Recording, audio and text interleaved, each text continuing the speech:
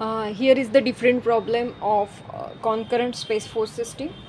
ठीक है, जिसमें आपको यूनिट फैक्टर या फोर्स फैक्टर निकालने की ज़रूरत नहीं है. तो क्या पूछा है, a 90 newton load is suspended from the hook. The load is supported by 2 cables and spring having stiffness k is equal to 500 newton per metre. Determine the force in each cable and stretch. ठीक है, हमको क्या क्या find करना है, F A B, F A D and F A C, ये तीनों force हमको फाइंड करने हैं. ठीक है, एंड स्ट्रेच यानी क्या, इस 90 न्यूटन लोड की वजह से स्प्रिंग में कितना डिफॉर्मेशन होगा. ठीक है, स्प्रिंग की ओरिजिनल लेंथ रहती है, जब हम उसको फोर्स लगाते हैं, कॉम्प्रेसिव फोर्स या टेंसाइल फोर्स, तो उसमें डिफॉर्मेशन होता है. मतलब उसकी लेंथ एक तो कम होती है या ज़्यादा होती है. तो कितने से कम होगे और कितने से ज़्यादा होगे, that is called as the deformation X, वो हमको फाइंड करना है. तो अभी देखिए, A B is horizontal force. ठीक है, 90 न्यूटन एक फोर्स रहेगा. A D is inclined, A C is inclined. ठीक है, तो हम उसको पहले रिजॉल्व करेंगे. सो रिजोल्यूशन देखिए कैसे करना है आपको. ये ए डी है ना, इसको हम एफ ए डी साइन 30 कहेंगे. ठीक है, क्योंकि ये और ये एक्सिस एक दूसरे को परपेंडिकुलर है. मतलब देखिए ऐसे है वो, दिस इज ए डी. ठीक है, ये क्या रहेगा फिर, एफ ए डी, ये 30 एंगल है, cos 30, and this will be F A D sine 30. ठीक है, तो ये एफ ए डी ये प्लस एक्स है. ठीक है, एफ ए डी साइन 30 और ये रहेगा एफ ए डी कॉस 30. अभी हम इसको रिजॉल्व करेंगे, ए सी को. ए सी कौन से दो क्वाड्रेंट में है, एक्स और जेड के बीच में. ठीक है, तो ये ऐसे आएगा. देखिए ये एक्स है, ये जेड है और ये एफ ए सी है, और इसका स्लोप दिया हुआ है 3/4. सो tan इनवर्स ऑफ 3/4 रहता है 36.86. तो ये रहेगा एफ ए सी कॉस 36.86. ठीक है, हाँ ये component F A C cos 36.86 and this will be F A C sine 36.86.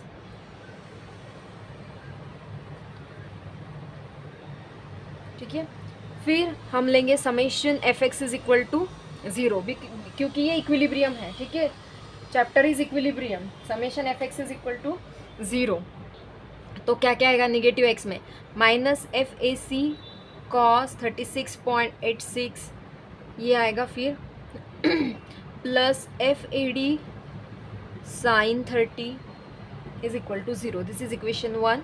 Then summation F Y is equal to 0. Y किधर है, ये देखिए, ये F A B minus F A D cos 30 is equal to 0. फिर आता है summation F Z is equal to 0. ये आएगा F A C sine 36.86 minus 90 is equal to 0. From this we will get the value of F A C. फिर F A C की जो value आएगी वो इक्वेशन 1 में पुट करेंगे हम. ठीक है, उससे आपको एफ ए डी की वैल्यू मिलेगी. एफ ए डी की जो वैल्यू आएगी वो इसमें पुट करेंगे तो एफ ए बी मिलेगा. ठीक है, फिर F A C is equal to 90 divided by sine 36.86. F A C की वैल्यू मिलती है 90 डिवाइडेड बाय साइन 36.86. ठीक है, ये आएगा 150.03 न्यूटन. एफ ए सी की वैल्यू मिल गई. Now put this value in equation 1. Put in equation 1. So minus 150.03 cos 36.86 plus F A D sine 30 is equal to 0. ये उधर जाके प्लस होगा, डिवाइडेड बाय साइन 30 कर देना, into cos 36.86 divided by sine 30. हमको एफ ए डी की value मिल गई, F A D is equal to 240.08 Newton.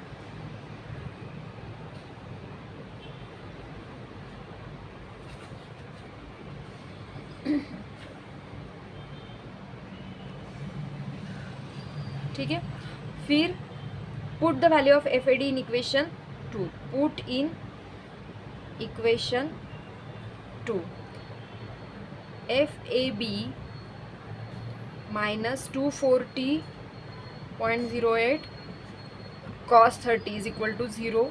From this we will get the value of FAB.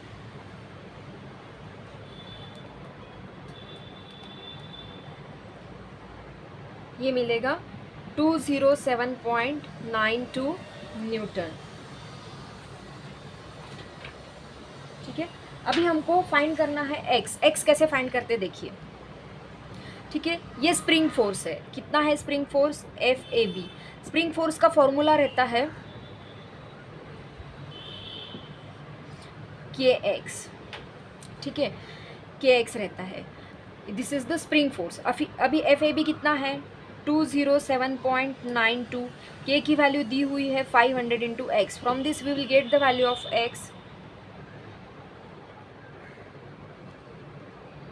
It is 0.415 metre.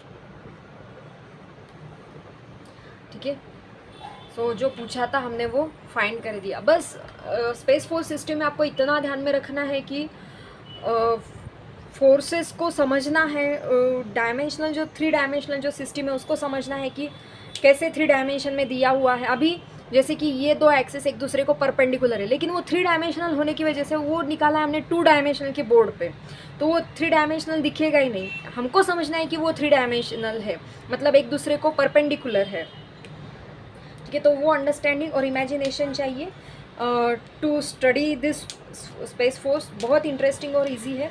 ठीक है, आज के लिए इतना ही। कल हम 4th यूनिट स्टार्ट करेंगे, analysis of structures. Very interesting unit. ठीक है, थैंक यू।